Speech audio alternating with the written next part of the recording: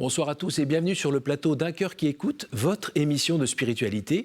Nous sommes très heureux de vous retrouver, alors que ce soit par le biais de la télévision, d'Internet, des podcasts, de la radio. Soyez les bienvenus. Aujourd'hui, nous recevons Mario Gerdac. Bonjour Mario. Bonjour Cyril. Alors, ça ne s'entend pas forcément, mais Gerdac, c'est plutôt d'origine libanaise? Alors dit comme ça, effectivement, ça ne parle pas forcément, mais oui. Alors, bienvenue. Vous allez nous parler de ce que vous faites sur Internet, justement, qui est en fait de l'évangélisation, de l'annonce, de la transmission, où vous remettez à l'honneur la tradition de l'Église à travers des lectures et puis aussi à travers de l'édition. Vous allez nous en parler dans un instant. Juste avant, comme tout le monde, je vous demande de nous lire un extrait de texte de votre choix. Alors c'est un texte de saint Éphrem. La parole de Dieu est une source inépuisable. C'est un commentaire sur l'Évangile. Qui donc est capable de comprendre toute la richesse d'une seule de tes paroles, Seigneur? Ce que nous en comprenons est bien moindre que ce que nous en laissons. Comme des gens assoiffés qui boivent à une source, les perspectives de ta parole sont nombreuses, comme sont nombreuses les orientations de ceux qui l'étudient. Le Seigneur a coloré sa parole de multiples beautés pour que chacun de ceux qui la scrutent puisse contempler ce qu'il aime. Et dans sa parole, il a caché tous les trésors pour que chacun de nous trouve une richesse dans ce qu'il médite. Saint Éphrem le Syrien, c'est celui-là? C'est ça, exactement.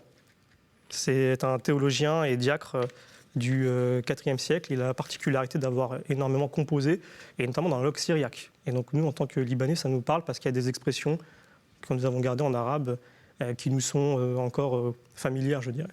Alors comme vous brassez pas mal de textes, pourquoi celui-ci précisément aujourd'hui? Alors si je vous donne la réponse à la fin, est-ce que ça vous va? À la fin de l'émission? Oui, à la fin du témoignage, parce que c'est lié un peu au témoignage. Quel suspense, d'accord, gardons-le. C'est pour garder aussi les auditeurs en direct sur l'émission. Alors, moi je m'appelle Mario, j'ai 33 ans, je suis, comme vous l'avez dit, d'origine libanaise. Je suis arrivé en France à l'âge d'1 an, donc ma famille a quitté le Liban pendant la fin de la guerre. Et j'ai vécu quasiment toute ma vie en France. J'ai fait une petite parenthèse de 3 ans au Liban, mais je suis issu d'une famille chrétienne qui pratique de façon classique. Vous savez, c'est aller à Pâques, aller à Noël, à la messe, mais sans plus. Mais vraiment quand même des valeurs chrétiennes au sein de l'éducation. Le rite maronite? Alors, sans rite spécifique, mais catholique, de façon générale. Mais comme je vous dis, sans aller trop en profondeur. Et à un moment donné, dans mon adolescence, cette question de Dieu, elle est revenue quand même de façon assez forte. Et j'ai commencé ma quête, mon cheminement, en me disant, mais il y a plein de croyances, il y a plein de religions, laquelle suivre, finalement. Et j'ai remis en cause un petit peu même ce qu'on m'avait expliqué, parce que c'est un peu mon genre. C'est votre forme d'esprit, c'est ça. Ok, vous me dites ça, mais 2 secondes, il faut que j'aille voir si c'est vrai. C'est ça, exactement. Donc, je ne laisse pas les autres faire mon cheminement à ma place. Et d'ailleurs, je pense que tout le monde devrait faire ça. Alors, ça n'empêche pas d'être conseillé, d'être accompagné, d'écouter. Mais du coup, j'ai remis tout en cause. Je me dis, allez, on redémarre de zéro. Je vais écouter tout le monde. Donc, j'ai fait un petit melting pot. J'ai commencé à écouter un peu ce que disaient les protestants. J'ai écouté ce que disaient même les témoins de Jéhovah, ce que disaient les musulmans. Et comme on est un peu en France dans un esprit un peu relativiste, oui. On met un peu les religions comme ça, toutes sur un même plan, c'est difficile finalement de tirer son épingle du jeu. Et à un moment donné, dans ce cheminement-là, je bloque. J'ai des réponses, elles ne me conviennent pas forcément. Je sens qu'il manque quelque chose, je sens que c'est confus, je sens que des fois ça se contredit. Et je sais qu'en Dieu, et ça c'est une certitude, il n'y a pas de contradiction, il n'y a pas d'ambiguïté. Il y a une unité, il y a une harmonie. Et donc je me dis, quelque chose qui ne va pas. Et puis l'environnement français, alors ça dépend où on est évidemment en France, n'est pas forcément propice, je pense, à une pratique religieuse. Et donc j'ai décidé d'aller au Liban. Alors je vais au Liban, mais c'est... Retour aux racines. Retour aux racines. Vous aviez encore de la famille là-bas? Bien sûr, j'ai beaucoup de famille là-bas. Et j'ai toujours rêvé en fait, de revenir au Liban parce que je suis nostalgique de ce pays qui, depuis tout petit, pour moi, signe de prospérité, de paix. Le miel, le lait. Exactement, comme le dit la Bible qui cite énormément le Liban. Et c'était déjà un rêve depuis tout petit, donc je réalisais ce rêve et en même temps je continuais ce cheminement-là. Alors, dans quel coin du Liban? À Beyrouth. D'accord. Et c'est particulier le Liban parce que vous savez, sur 300 mètres, 500 mètres, vous pouvez avoir 3-4 églises. Et pas les mêmes, ça veut dire que vous allez avoir une église orthodoxe, vous allez avoir une église maronite, vous allez avoir une église grecque catholique par exemple. Et donc je me promenais, je m'imprégnais des lieux, je discutais, je rencontrais des personnes. Des fois ça pouvait être un prêtre qui parlait français, ça pouvait être des personnes qui s'occupaient de la liturgie. Et je cheminais comme ça et je lisais en même temps, je continuais à m'imprégner un petit peu de tout cet environnement très religieux. Mais en fait, dans ma quête, je me suis rendu compte à un moment donné que j'avais mis de côté un courant religieux. Parce que dans mon esprit, c'était pas le bon. D'emblée, c'était le courant catholique. C'est amusant. Pourquoi c'était pas le bon? Parce que vous n'aviez pas trouvé tout de suite réponse à vos questions? Le souci, et je vais être peut-être un peu cru, mais l'image que certaines personnes en ont, c'est une religion où les fidèles vont à la messe lire un livret qui n'est pas la Bible. D'ailleurs, ils n'y connaissent rien, parce qu'ils ne savent pas lire la Bible. Oui. Dans ce livret, ils répètent ce qu'on leur dit de dire. C'est des personnes qui, en plus, sont idolâtres. Vous savez ce qu'on dit sur les statues, sur les icônes. En plus de ça, on parle du passé catholique en disant « regardez ce qui s'est passé avec les croisades, l'Inquisition ». Il y a beaucoup de contre-vérités, en fait, contre l'Église catholique. Et on a imprégné de ça. En France, qui est un pays particulièrement anti-clérical, on est imprégné de toutes ces fausses idées. Et donc d'emblée, en fait, j'avais mis ça de côté. Sauf que c'était sans compter sur Dieu qui sait vous remettre en fait sur le chemin, même quand vous décidez vous-même d'y aller. Et respecte votre volonté, le Seigneur, mais ça n'empêche pas qu'il vous appelle à la vérité. Vous étiez un chercheur de bonne volonté aussi. C'est ça. Dans mon cheminement, je disais à Dieu, mais moi, je suis prêt à suivre n'importe quelle voie, même si je dois perdre mes amis, même si je dois perdre ma famille, même si je dois renier ceux en quoi j'ai cru avant, du moment que c'est la bonne voie. Et donc, quand je vais au Liban, je continue cette quête-là. Et alors, il se passe beaucoup de petits événements qui font que je commence à me dire, mais il y a peut-être quelque chose qui ne va pas dans ce que je croyais sur l'Église catholique. Mais au début, c'est quand même difficile c'est un cheminement de plusieurs années, c'est difficile de se remettre en question si rapidement, parce que c'est une très grande construction qu'il faut déconstruire. Mais c'est des petits événements que Dieu m'a mis sur mon chemin. Des fois, ça pouvait être une pensée, ça pouvait être une question qui vient à l'esprit suite à quelque chose que j'ai entendu à la messe ou quelque chose que j'ai pu lire. Et, des rencontres aussi? Des rencontres, des échanges. Et puis après, au bout d'un moment, on finit par quand même rechercher un petit peu sur ce côté-là, ne serait-ce que pour comprendre. Puis à un moment donné, alors il se passe un événement, il se passe plein de micro-événements comme ça, mais il se passe un événement qui est un petit peu un tournant. Je me fais opérer, donc une opération bénigne, mais qui nécessitait une anesthésie générale. Et vous savez, au Liban, on ne respecte pas toujours les règles. Hein. Donc, je sais qu'en France, de mémoire, je crois que quand on fait une anesthésie générale, il faut compter 6 heures avant de sortir, et c'est sur l'avis du médecin. Sauf que moi, il me fait partir au bout de 2 heures, même pas. Je suis pas très... je marche un peu, je titube dans la rue, mais je suis pas très loin, ça va. Sauf que je passe à côté d'une boutique religieuse dans laquelle j'étais jamais rentré. Je rentre dedans et j'achète un chapelet. Je rentre chez moi. Je m'assois, donc je me repose un peu pour reprendre mes esprits, j'essaie de manger un peu. Puis à un moment donné, je suis assis comme ça sur mon canapé, je me regarde, mais je me dis, mais pourquoi est-ce que j'ai fait ça? Pas d'explication. Donc je me dis, tiens, c'est étrange quand même, il faut que je résoue cette histoire parce que c'est pas mon genre. Et je commence à faire des recherches encore plus intensives sur la foi catholique et je me remémore tous ces micro-événements qui s'étaient passés avant. Et je me dis, mais je crois qu'il y a quelque chose qui ne va pas. Dans mon chemin, je prenais pas la bonne direction. Et là, à un moment donné, je me dis, bon, on va aller regarder un peu sur le terrain, qu'est-ce qui se passe. Et je demande à quelqu'un de ma famille où est-ce qu'il y a une église qui fait en français. Le rite, alors peu importe le rite, maronite ou autre, mais en français, parce que là, bon, je comprends l'arabe, mais là, je vais pousser quand même l'analyse beaucoup plus loin, donc il y a des mots qui vont m'échapper. J'ai besoin d'une messe en français. Donc on m'indique une église, je m'y rends. Alors j'ai beaucoup de mal à m'y rendre, j'ai même failli laisser tomber parce que c'est un peu étrange, c'est une église où c'est plusieurs contresens pour y arriver. Et puis à un moment donné, je fais le tour, et en fait, si vous ratez l'entrée, c'est fini, il faut refaire un tour qui dure 5-10 minutes. J'ai dit non, je laisse tomber, puis en fait, je trouve des gens qui ont l'air d'y aller. Je sais pas, c'est marrant de se dire ça, et je leur pose la question, ils disent on y va justement, suivez-nous. Donc je les suis, j'arrive, et puis j'arrive au moment où les chants s'arrêtent et que le prêtre commence à parler. Et là, je regarde et je suis scotché. Je suis scotché parce que je regarde la messe se dérouler sous mes yeux et je l'analyse vraiment de bout en bout. C'est-à-dire que j'écoute au mot près ce que dit le prêtre, je regarde tous les moments quand il s'assoit, qui prend la parole, les etc. Les gestes qu'il pose, les textes qui sont lus. Et là, je me dis, mais mince, en fait, tout est là. C'est-à-dire que dans la messe, il y a tout. Et c'est pas une simple expression, c'est réel, il y a tout dans la messe. Et je me dis, mince, je suis passé en fait à côté de ça pendant des années. Et toutes les idées que j'avais sur l'Église catholique, toute l'image que j'en avais était fausse. Et en fait, il y a peut-être quelque chose qu'il faut approfondir là, sur ce point-là. Et donc je rentre chez moi, j'enchaîne les lectures, je vais sur des forums, je lis ce que disent les catholiques, je commence à lire le catéchisme de l'Église, très important. Et là, je commence à me dire, mais en fait, peut-être que les catholiques savent un peu plus ce dont ils parlent que ce qui n'y paraît. Et à ce moment-là, je me dis que je me suis peut-être trompé. Et je continue ce cheminement. Et la femme que je fréquente là-bas, qui aujourd'hui est devenue ma femme. Félicitations. Merci. Et bien, quand on sortait le soir, je la ramenais souvent chez elle. Et elle était à la montagne. Et quand on descendait de la montagne sur l'autoroute, c'était très peu éclairé. Vous avez cette immense nature et puis les montagnes du Liban qui sont très connues. On a l'impression que le ciel est très proche et que Dieu est là. Et je parlais à Dieu. Je disais, écoute Seigneur, tu m'amènes visiblement sur un chemin que je n'avais pas prévu. Mais si c'est ça ta volonté, je la ferai. J'ai encore besoin que tu m'aides à faire ce pas. Mais une fois que je ferai ce pas, je peux te garantir que je ferai tout ce qu'il faut pour pouvoir le montrer aux autres. Et là, pareil, ce cheminement continue. Je finis à un moment donné par me dire, mais en fait, arrête. Tu te mens à toi-même, en fait, c'est le chemin.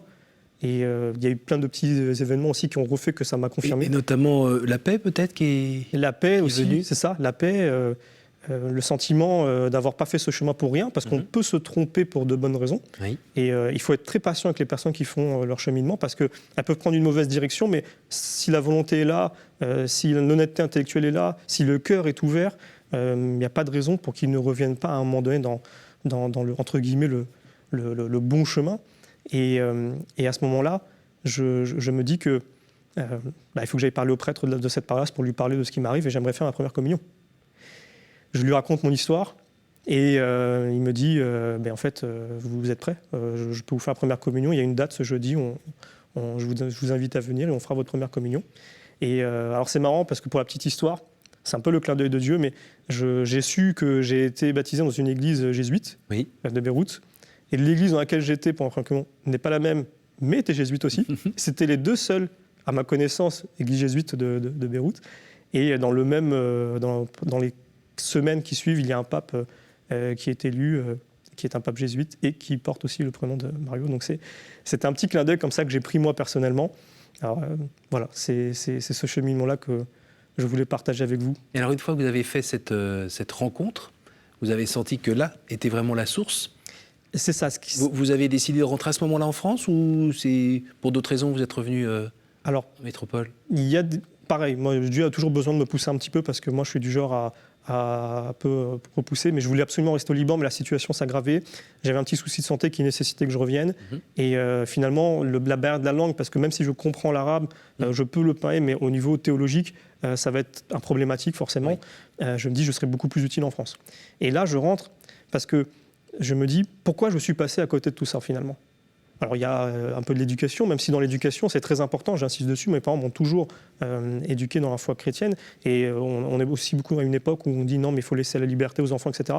Ce n'est pas vrai, il faut les éduquer dans la foi chrétienne, c'est la mission que Dieu donne aux parents, il nous a donné la possibilité de donner la vie et avec celle-ci la responsabilité d'éduquer chrétiennement. Mais ce qu'il a manqué, et ça manque à beaucoup de gens parce que c'est pas évident, c'est en fait la tradition de l'Église. C'est-à-dire qu'en France, quand on relativise sur religion, on ne se rend pas compte. Il y a une religion où Dieu s'est incarné.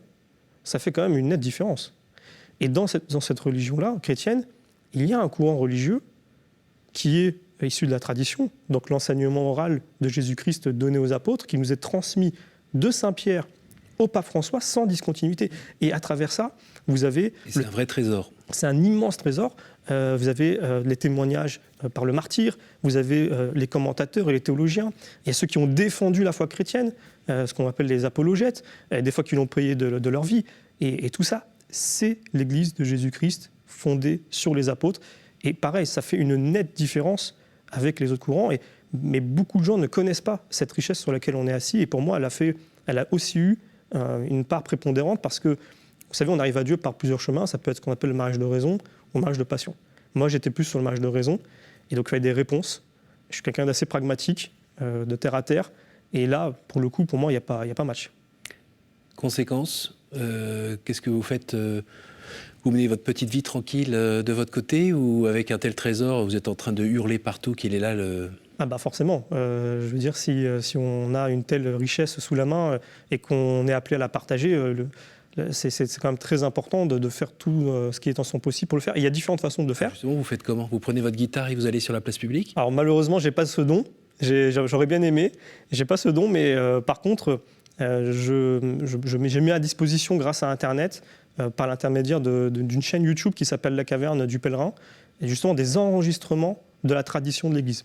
Et depuis 2 ans, avec ma femme qui m'a rejoint sur ce projet-là, on fait aussi la partie papier. Et donc cette partie papier, ça consiste à utiliser une technologie qui permet l'impression à la demande. C'est-à-dire qu'on n'a pas de problème de stock ou vous voyez, ça fait tout de suite que ça impacte sur les coûts. Et ce qui fait qu'on peut mettre à disposition du plus grand nombre des ouvrages de qualité, issus de la tradition, à des prix bas. Parce que les droits d'auteur, ça va? Justement, ils sont libres. Ephraim le Syrien, il bouge plus trop, là, il dit rien? Non, ça va. Je pense j'espère qu'il me remerciera un jour d'avoir essayé de faire connaître. Et le fait que ça soit une traduction faite par tel ou tel, ça change quelque chose, la traduction? Alors, c'est souvent des traductions du 19e ou du tout début 20e. Alors, évidemment, on vérifie toujours que l'auteur, les droits sont disponibles, ils sont libres. Le but, c'est déjà, d'une part, de conserver ces ouvrages-là, parce qu'ils n'ont pas été réédités. Parce que nous, on cherche principalement des ouvrages non réédités ou qui ont été réédités dans des traductions nouvelles, beaucoup plus chères. Alors, c'est normal, puisque vous faites appel à un traducteur, donc ça coûte forcément plus cher.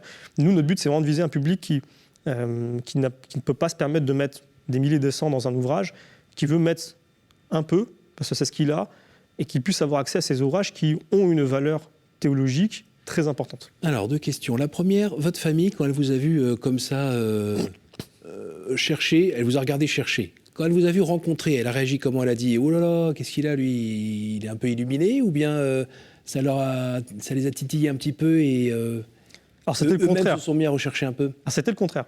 Parce que, si vous voulez, je vous avais dit au départ que, effectivement, vous avez cet environnement français très relatif, alors que l'environnement libanais, lui, est très sûr. Oui. On est certain que c'est ça. Mais par contre, dans les 2 cas, les personnes n'étaient pas capables d'expliquer pourquoi. Et moi, il faut qu'on m'explique pourquoi. Et donc, forcément, au Liban, remettre en cause, quand on est chrétien, la foi chrétienne, on est regardé, je veux dire, ça n'existe pas.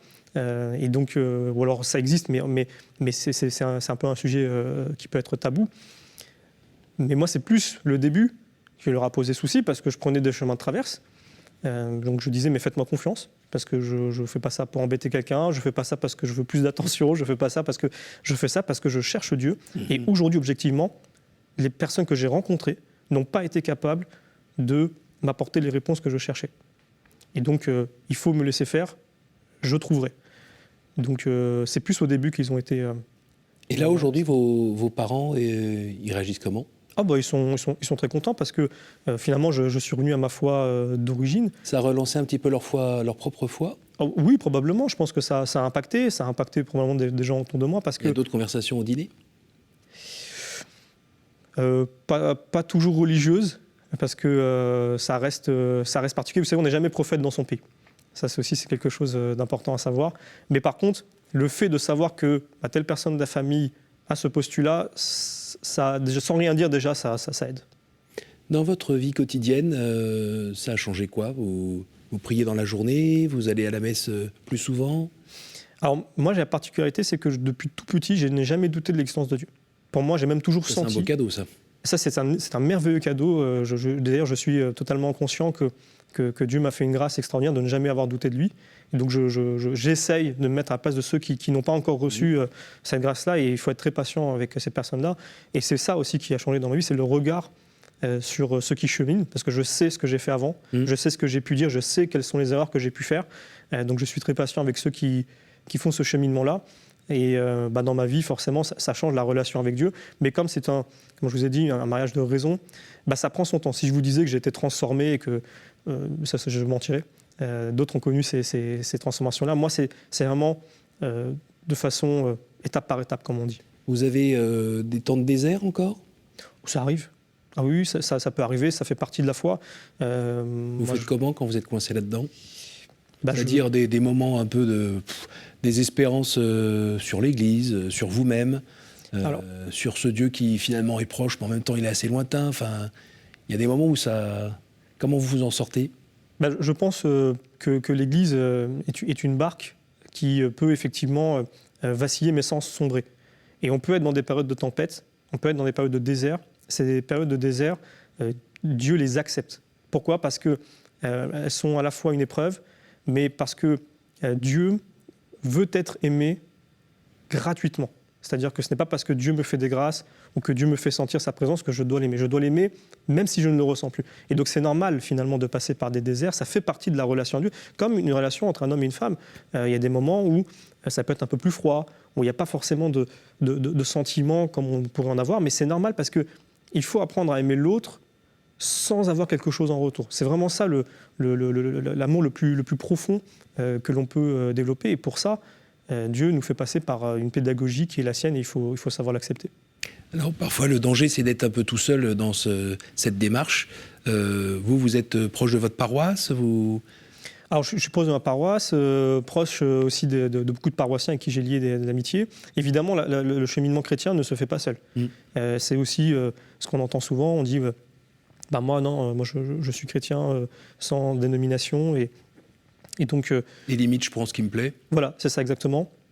Et donc, non, on est une communauté, on est une famille, on est des frères et sœurs. Et Dieu nous voit en famille. Si on est les enfants de Dieu, on est aussi membres d'une famille. On arrive déjà à la fin de cette émission. Ça va être le temps pour moi de vous poser 3 questions.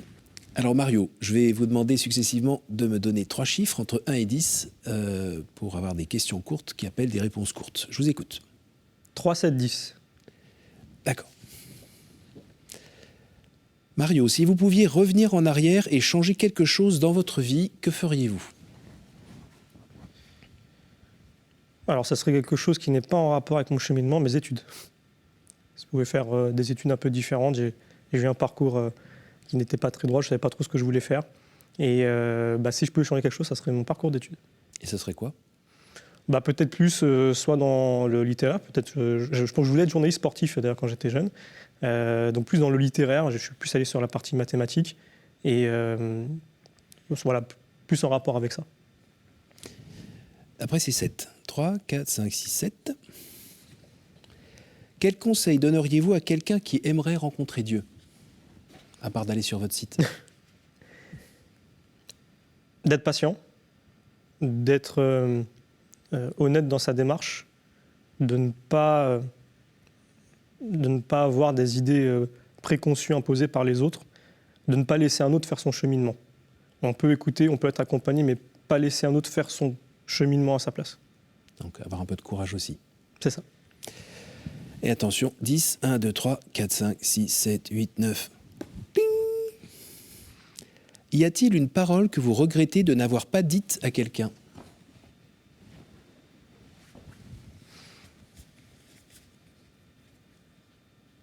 Là, comme ça, j'ai pas de... Dans les je t'aime, pardon Je pense qu'on ne regrette jamais d'avoir dit je t'aime. On peut des fois avoir oublié d'avoir dit pardon, par contre, effectivement. Probablement, mais là, je n'ai pas d'exemple en tête, mais certainement qu'il y a des moments où il aurait fallu le dire, oui. On s'en refait une petite dernière pour la route ? Oui. À nouveau, on avait dit 10, donc je vais refaire la 10e. Et vous allez voir qu'on va retomber sur celle qu'on a déjà eue, si tout se passe bien. 1, 2, 3, 4, 5, 6, 7, 8, 9, 10. Ok. On va dire que c'était comme ça.